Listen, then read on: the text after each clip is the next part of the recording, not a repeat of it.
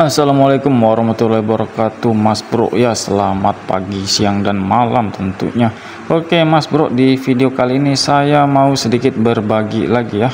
Ya, ini kebetulan ada pengerjaan ya. Ini kita mau proses pengecatan tangki Vixion Old Mas Bro ya.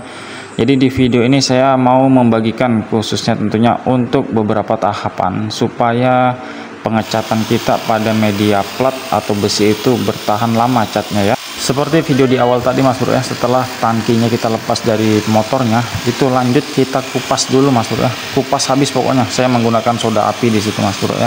Setelah dipastikan catnya terkupas semua, baru kita sikat menggunakan sikat kawat ya. Di situ saya menggunakan mesin Grindra Mas Bro untuk memudahkan pekerjaan. Setelah kita pastikan tidak ada lagi sisa-sisa karat yang menempel pada media tangki, itu lanjut kita amplas Mas Bro ya.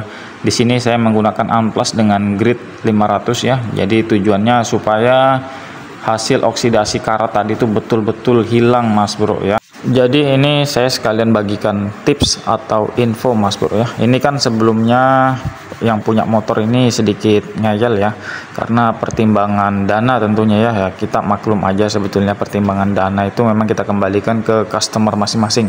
Jadi awalnya customer ini tidak mau dilakukan pengupasan pada media tangki ya, karena menambah budget lagi. Tetapi kita jelaskan di sini boleh sebetulnya media tangki atau besi plat itu tidak usah dikupas habis, dengan catatan belum ada karat yang timbul ya. Tapi di sini kasusnya tangki Vixion Old ini memang terlihatnya catnya belum terkupas, tetapi sudah ada timbul karat ya, walaupun di beberapa titik aja, tidak semuanya penuh. Nah, itu yang menyebabkan kenapa saya sarankan harus dikupas habis. Nah, setelah dikupas habis baru dilihat customernya sendiri, baru dia paham, oh ternyata karat itu banyak di bawah cat itu ya Mas Bro ya. Jadi kurang lebih begitu. Kalau dalam catatan misalnya media besi atau tangkinya itu belum ada timbul oksidasi, ya bolehlah langsung ditimpa epoksi, itu juga boleh. Tapi penggunaan epoksi juga tidak boleh sembarangan Mas Bro ya. Ada epoksi yang khusus untuk media besi ya. Nantilah sekalian saya jelaskan ya setelah proses pengamplasan ini selesai Mas Bro. Setelah proses pengamplasan selesai, pastikan semua media terkena bagian amplas ya. Ini nanti tujuannya supaya epoksi itu lebih merekat pada media tangki ini Mas Bro. Jadi setelah rekan-rekan amplas, langsung dibilas menggunakan air sabun ya. Habis itu dikeringkan langsung. Setelah media tangkinya siap dan kering, kita lanjut ke proses pengaplikasian epoksinya ya. Untuk epoksinya sendiri di sini saya mau jelaskan ya, tadi sesuai pembicaraan saya di awal. Di sini saya menggunakan epoksi dari produk Danapaint, serinya Primer Surfacer. Kenapa kok saya pakai yang seri Primer Surfacer dari Danapaint? Karena di keterangan kalengnya ini sudah jelas ya Mas Bro ya. Primer Surfacer ini diperuntukkan untuk media plat besi ya, untuk dasarannya, karena memiliki daya lekat yang bagus dan juga memiliki lapisan anti karat ya. Jadi itu tadi dia mencegah sekalian untuk tidak lagi timbul karat dalam pemakaian jangka panjangnya Mas Bro ya. Nah, itu sebabnya kenapa kalau misalkan rekan-rekan temui di beberapa kasus ya hasil repaintan untuk media besi itu ada cat yang tak angkat atau terkupas, yaitu barangkali mungkin bisa jadi kemungkinan besar salah pengaplikasian epoksinya Mas Bro ya, tidak menggunakan epoksi yang memiliki daya lapisan anti karat ya. Barangkali dalam hati ada yang bertanya, apakah harus pakai produk Danapaint Bang yang memiliki daya rekat anti karat? Jawaban saya enggak Mas Bro.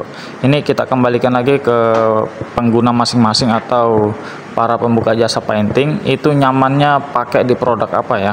Tapi kalau saya ya memang nyamannya di produk Danapaint ini ya, untuk media besi, dalam artian media besi yang tidak ada unsur panasnya Mas Bro.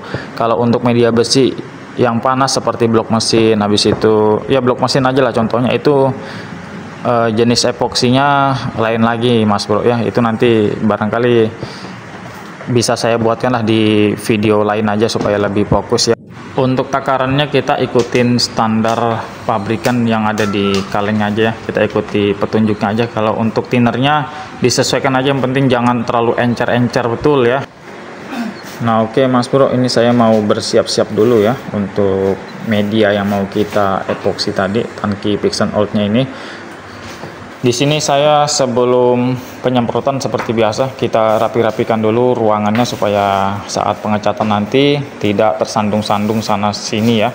Oke, setelah kurang lebih semuanya siap, kita lanjut. Di sini seperti biasa saya digreser dulu untuk media yang akan kita repaint ya, supaya betul-betul memastikan tidak ada lagi minyak-minyak yang ikut tertempel pada media tangki tersebut, Mas Bro. Saya di sini menggunakan digreser yang produk dari AXT, itu penggunaannya mudah sekali.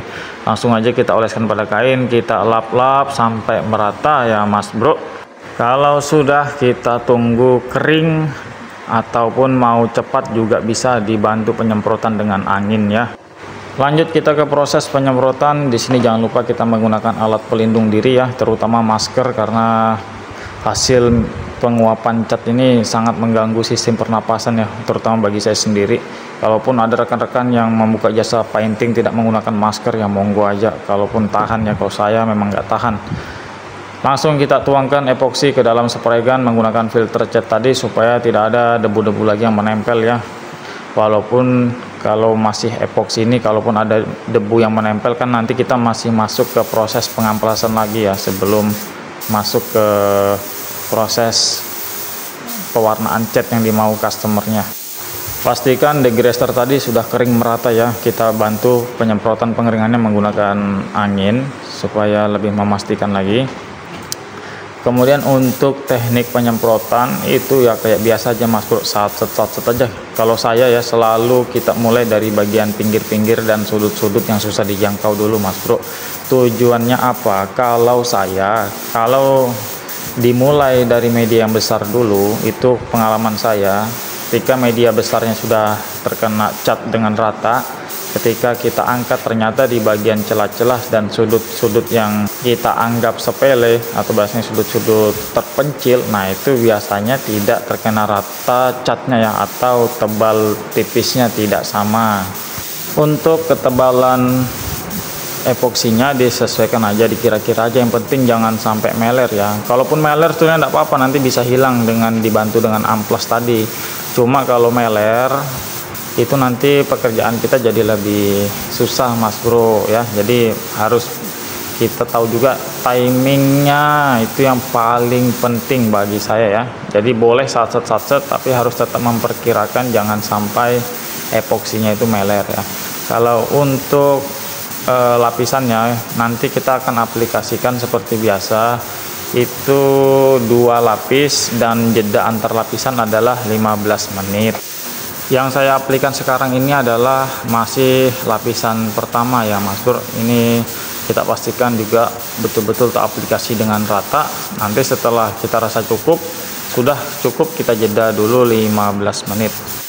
Lapisan pertama saya rasa cukup, seperti saya bilang tadi, kita akan jeda dulu 15 menit sebelum naik ke lapisan kedua ya.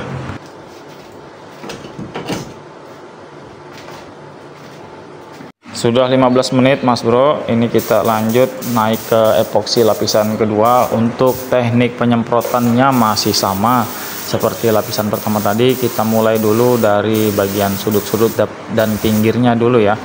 Kalaupun rekan-rekan suka dari media yang lebarnya dulu ya monggo aja. Kalau mau ikut cara saya juga boleh seperti yang saya jelaskan tadi ya. Untuk proses penyemprotan ini ya tetap juga tadi kita kira-kira sama seperti lapisan pertama, jangan sampai epoksinya meler ya Mas Bro. Barangkali ya ada yang bingung, itu kenapa kok lubang tangkinya ditutupin Mas Bro? Ya memang wajib ditutup Mas Bro ya, karena jangan sampai ada partikel-partikel cat yang terikut ke dalam tangki. Itu nantinya khawatirnya cat itu tidak terlalu tahan dengan bensin, jadi itu nanti yang repot ya, apalagi kalau motor injeksi ya Mas Bro ya. Jangan sampai ada kerusakan di kemudian hari di bagian injeksi gara-gara ada partikel cat yang terikut ya di dalam sistem aliran bensinnya tadi. Itu aja dulu Mas Bro ya, ini di video ini saya fokuskan penjelasannya di situ aja dulu. Kalau ada yang kurang jelas tadi mohon ditanyakan aja. Videonya saya cukupkan aja dulu Mas Bro ya, pembahasannya sudah saya fokuskan untuk cara pengaplikasian epoksi ya, pemilihannya juga untuk media tangki terutama plat besi yang memiliki resiko karat yang tinggi ya. Jadi itu aja. Kalaupun rekan-rekan ada yang merasa kurang jelas, bisa langsung ditanyakan lewat kolom komentar. Saya akan sangat-sangat pas respon kalau saya langsung lihat ada notif komentar yang masuk ya Mas Bro. Jadi jangan ragu-ragu, tanyakan aja. Nanti sebagai bocoran, tangki ini setelah kita selesai epoksi, kita jeda dulu 1 hari, baru kita amplas lagi. Kemudian nanti akan kita naikkan warna merah marun ya, seperti permintaan customernya. Dia mengikuti cat bawaan dealernya aja bilangnya.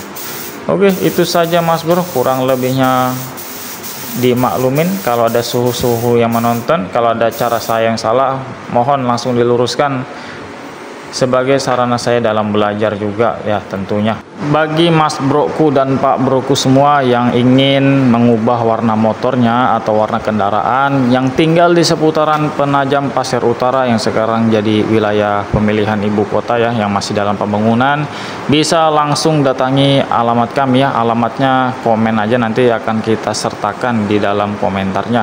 Oke Mas Bro, ini dia saya sepilkan hasil epoksinya. Bagaimana kira-kira, ada yang meler atau tidak? Ya kalau di dalam kamera ya tidak kelihatan semua Mas Bro, tapi saya berani jamin tidak ada epoksi yang meler pada pengaplikasian kali ini. Itu saja dari saya, kurang lebihnya mohon maaf. Assalamualaikum warahmatullahi wabarakatuh Mas Bro.